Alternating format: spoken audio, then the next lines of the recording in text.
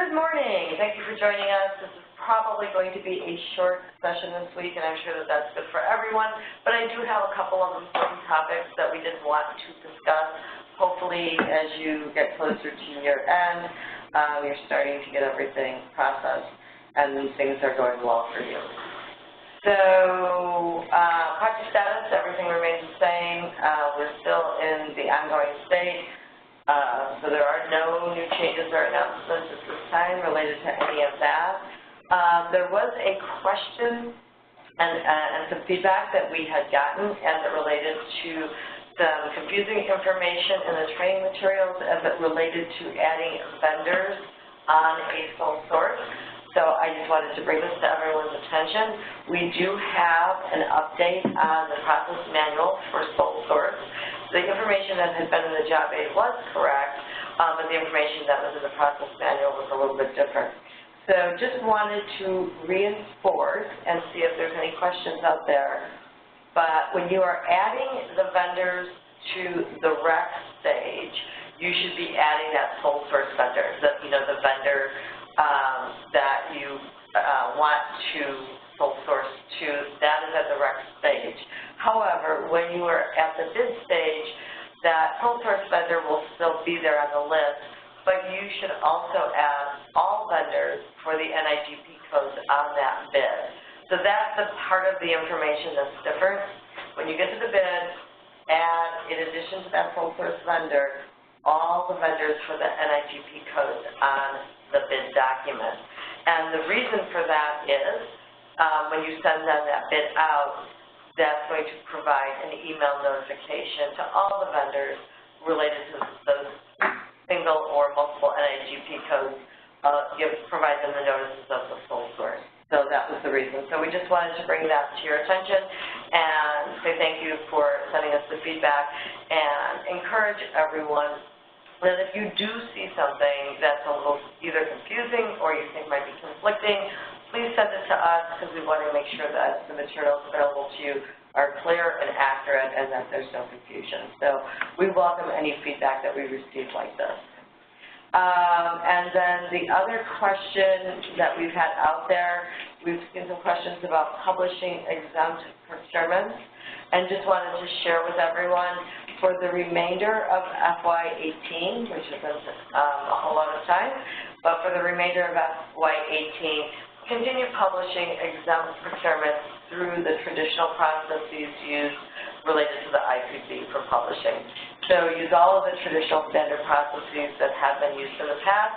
There will be additional upcoming information as it relates to FY19, but this is our instruction right now for the remainder of FY18. And that's really the updates that I have for this week. Other than that, just the standard slides of the end user support process. We still are seeing some end users reaching out directly to us without copying anyone in the help desk. So whatever you can do to assist us to make sure that you're working with them first and then processing appropriately through the rest of the support process is much appreciated. And it really just makes it much easier because oftentimes the questions that we do end up getting from an end user really need to be answered back at the agency. Sometimes they're agency specific, or sometimes they just need someone that's right there to assist them. So if you could do that, that is much appreciated. And then also agency readiness. So I know that you're all out there and revising your business processes. Continue to do that.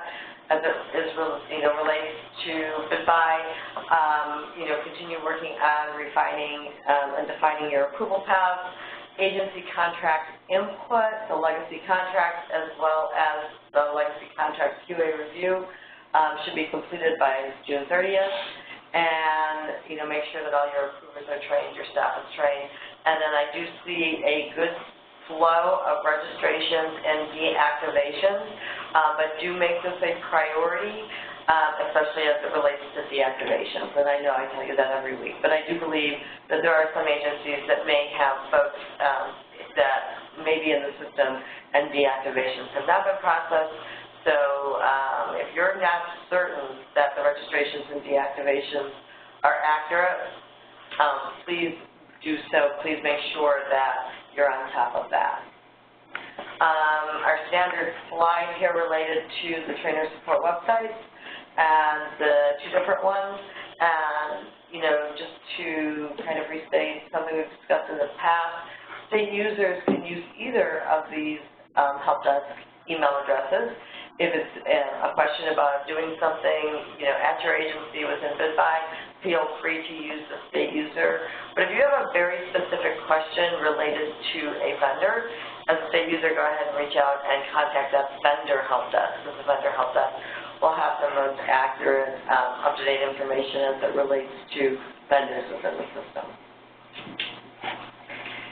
And then BidBuy forms, this is the address that we have for our alternative forms. If you are having any difficulties using forms within BidBuy or can't find a form and you urgently need to use one, you can go out and grab one of the alternates and use that while you work on resolving whatever the underlying issue is with you related to forms.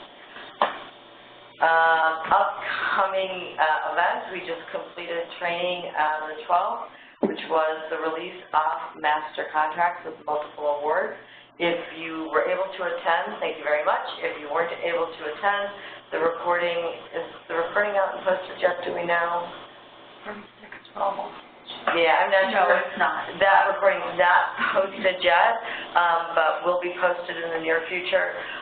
So that recording will be available to you along with supporting training materials.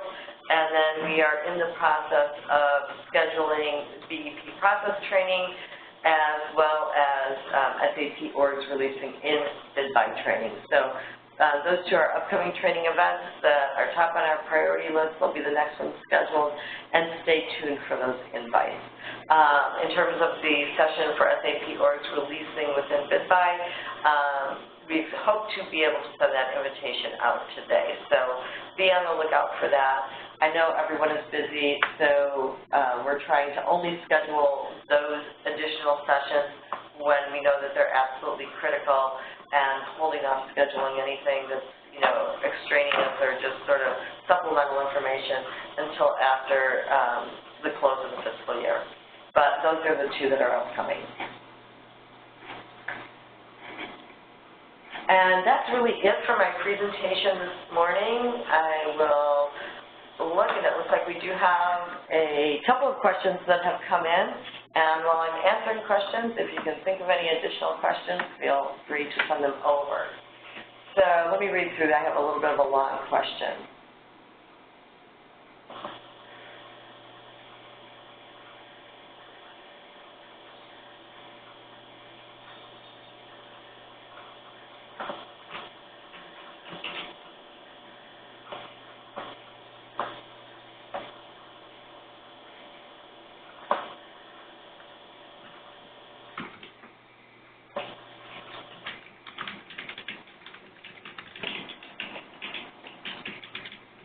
Okay, so I had a good question. I had a question specifically talking about renewal contracts and renewal contracts specifically that are legacies. And the question is, going through the renewal process, you have your legacy contract that was input, and then you're going out and you're starting to do a new rec and a new bid. And then when you complete that rec and bid, those steps, you go back then to that legacy contract that's in the system, and you can, then you have to create a change order to that original or a legacy contract. And the question is, why are we doing that? Why are we, going out and we have the legacy, but then we're going out to do a renewal, and we have to do these separate steps for a rec and a bid. And the quick answer to that is, it is at the bid stage that publication within the BidBuy system occurs. So that is the reason that you have to go out. You do, after you have your existing contract, be it a legacy contract or be it, a contract that was started in BidBuy, then you have that. But you go out and you have to create a new rec. Your new rec will get your approval, your internal approvals, to go ahead and do a renewal. So it's a record of that. And then that new bid that you're doing is the way that you publish out the notice of a renewal. So that's the reason for that process.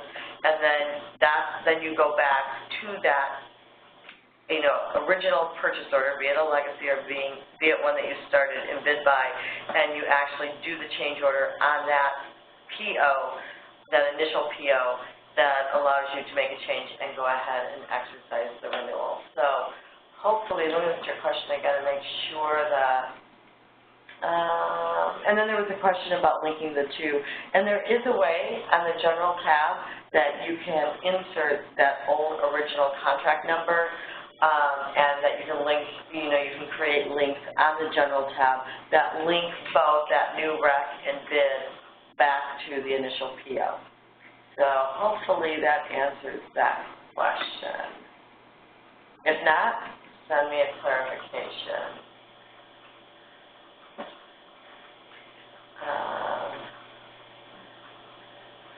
Are there answers to the questions posed at the training session on Tuesday? I'm not sure that I'm familiar with exactly which questions.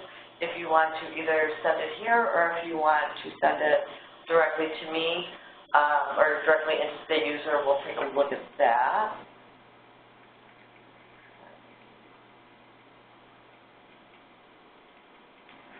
And then, let me look, I have another one. This is great. I have a few long questions.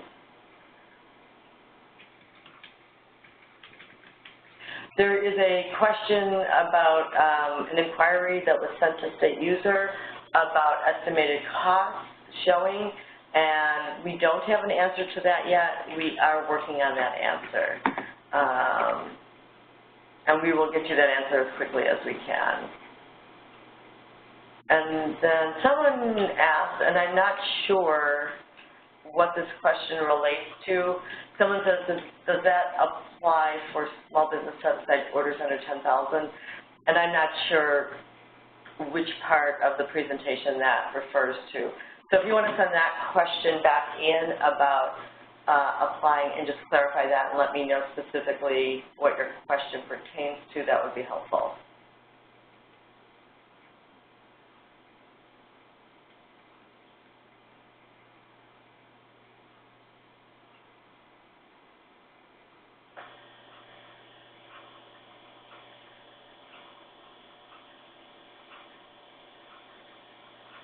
Okay.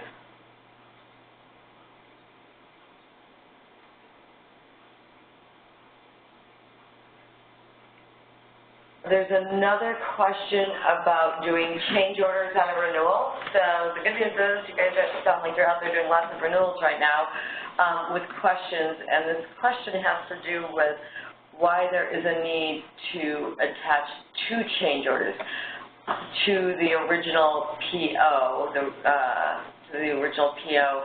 process the renewal. I don't believe there is a need to do two change orders.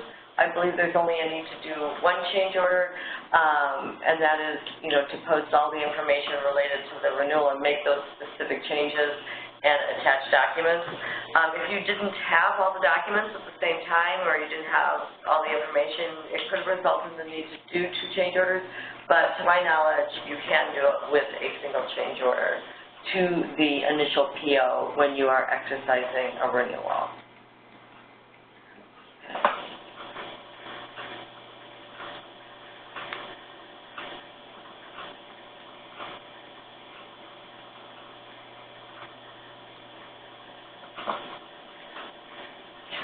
And someone is asking a question with a clarification about where does step 4 occur, and I'm still not clear on exactly what that question is.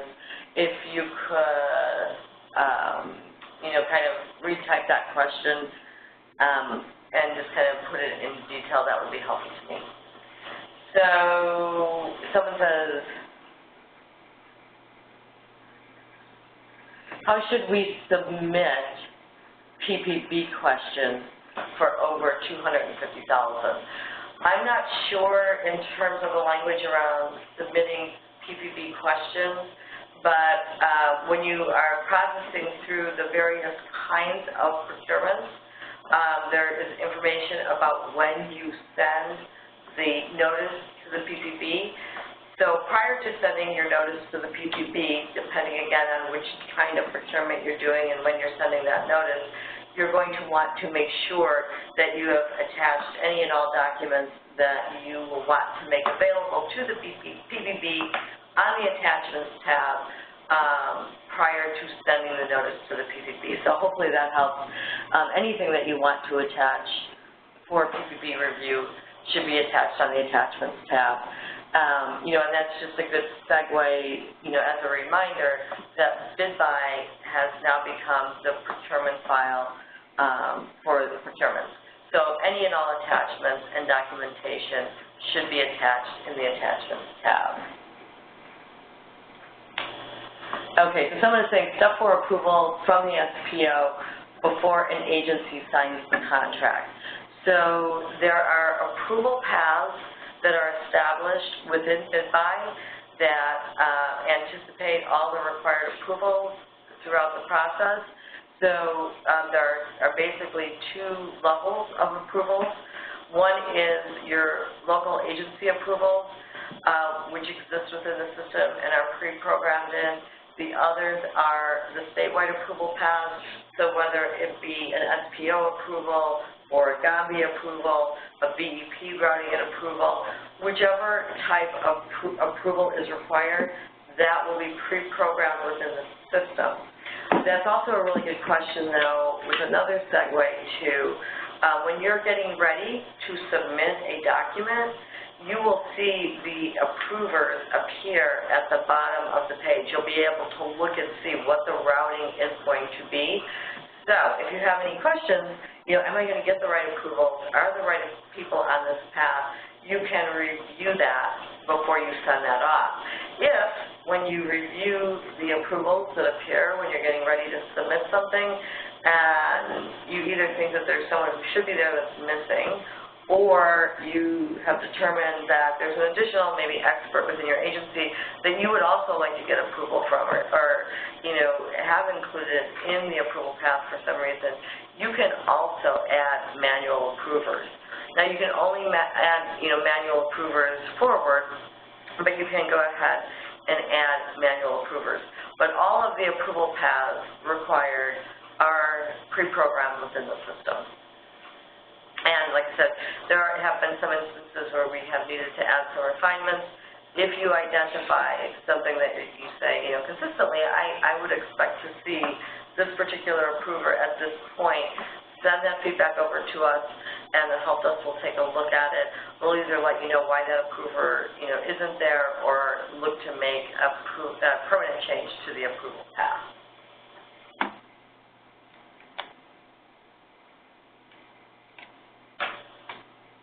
Okay, so I'm going to leave the session open for a minute or so and see if we have any additional questions. Again, thank you for your questions, and I know you're all busy. So please send us anything that you have, and I'll try and answer them this morning.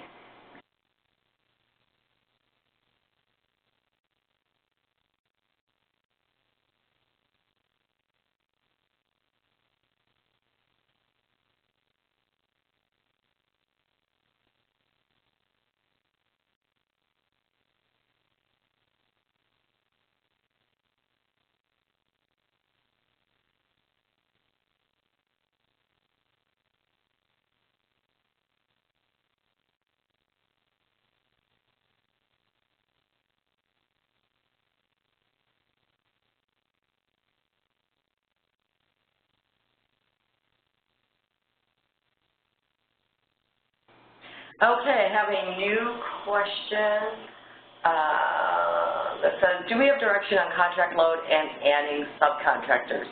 As it relates to contract load, our instructions as of right now are that contracts should be loaded by June 30th.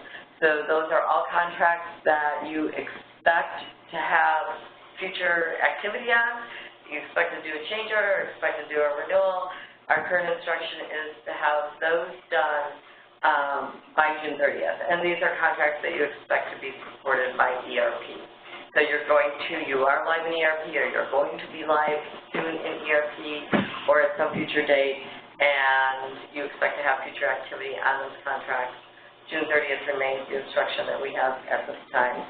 But I don't have additional instruction on adding subcontractors.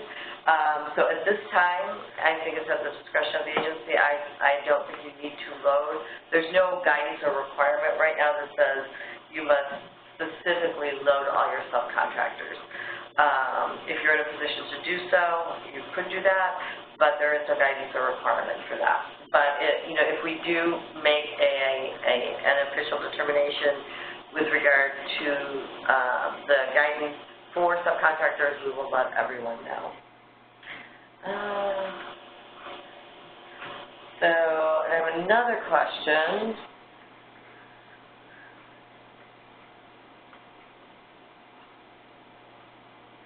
And it's a question related to the informal bid box on a restricted small purchase. So I think what that question that you're referring to is, and to the person who asked this question, this is the first time we're seeing it, so I don't know why it didn't work when you said you submitted it earlier through the Q&A feature here in WebEx, but this is the first time we're seeing it. So it did work eventually, which is good. And trying to ask if you figured out the issue regarding an informal bid box on a restricted small purchase. So when you're doing a restricted small purchase, when you're doing an informal bid, I think that's just automatically checked. It's not an issue, and it is functioning as intended.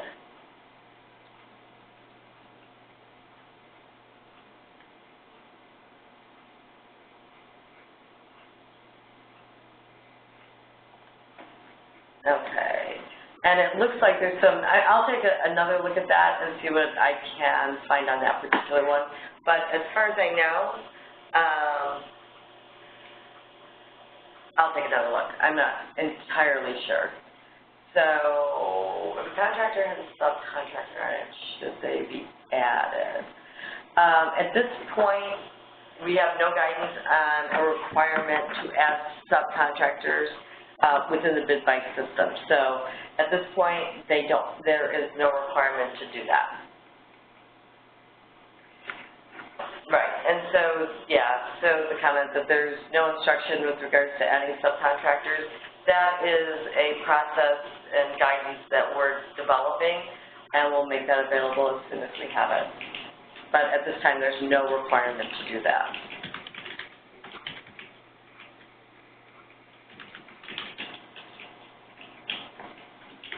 Okay, so with a bunch of new questions coming in, I will leave the line open for another minute or so and see if there are any other questions.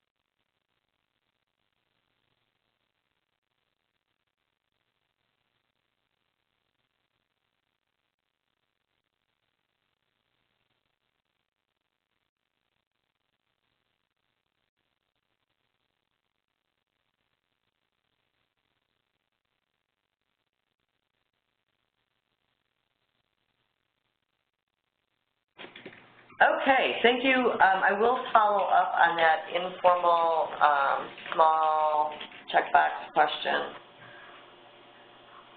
And if I have information on that, I can share it with everyone prior to next week. Like I said, I know you're all really busy, but that will be it for today's session, and we will see you again next week. Thank you.